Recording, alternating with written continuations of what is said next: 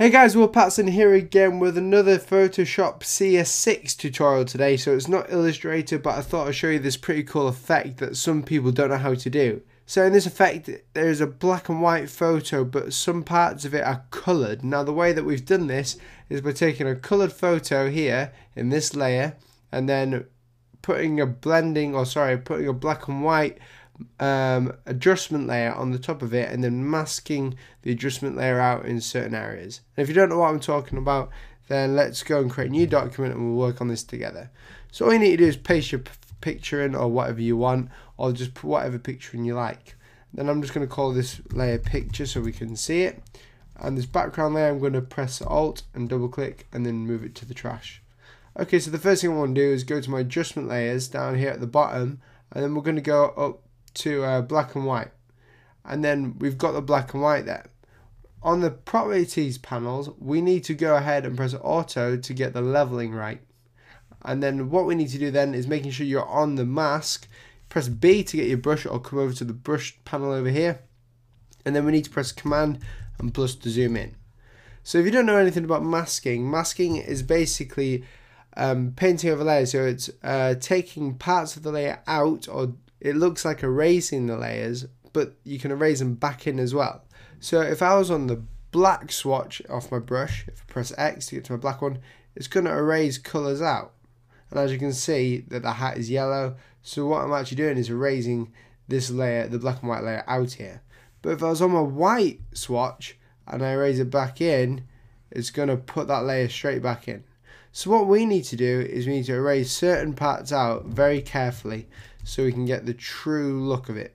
So the first thing I'm going to do is I'm going to zoom in right all the way in, and then I'm going to move my brush size down. I'm going to just scroll, but you can press these keys here, and then we're going to go make sure we're on our black swatch, and with my graphics tablet I'm just going to pencil it in like so. Using a graphics tablet is a lot easier and a lot quicker because it's like colouring it in really, and all we're doing is penciling it in like so. And I've done a bit wrong up here, so I'm going to pencil it out, zoom in a bit more, make this a tad smaller for the top part, so I want to get this right.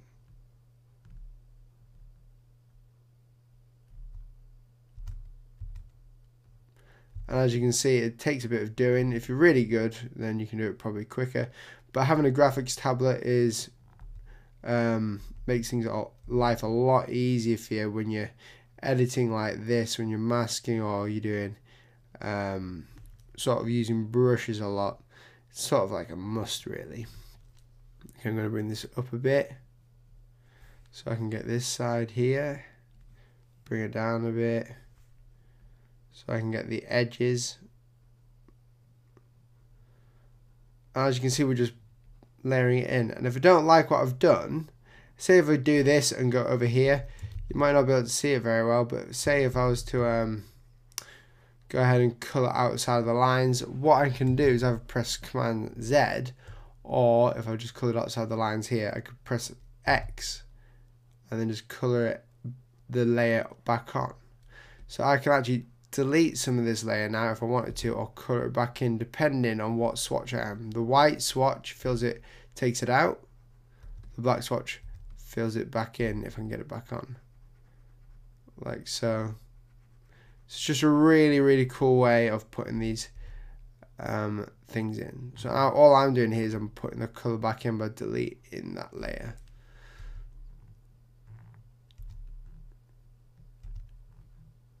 Awesome.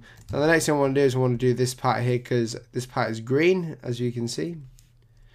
So I'm just going to go ahead and delete this part here, like so. Much easier on a graphics tablet. The one that I use is a Wacom Intuos 5 small pen graphics tablet or something, and that works really well. Okay, then I'm going to make my brush size a tad bigger, and I'm going to get the hoodie in like so, just the majority of it, and then the edges I'll do in a second. For any edge stuff, I go ahead and put a smaller brush on. I don't want to risk it. My brush sizes are like the hardest at 0 at the moment. just in case it doesn't look too perfect, we have a bit of feathering going on.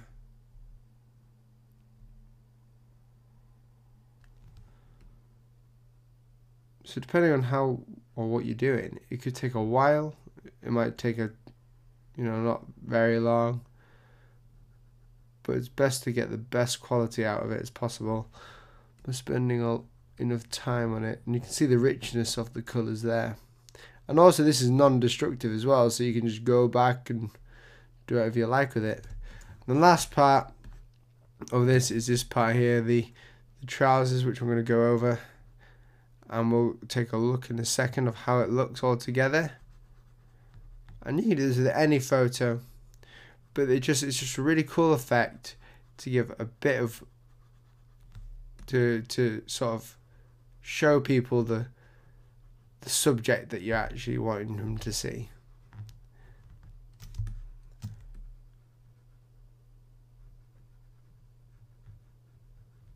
I actually don't understand how people do this with just a mouse. It's beyond me. I mean, I used to do it, but flipping heck, it must have taken forever for them. Okay, that'll about do.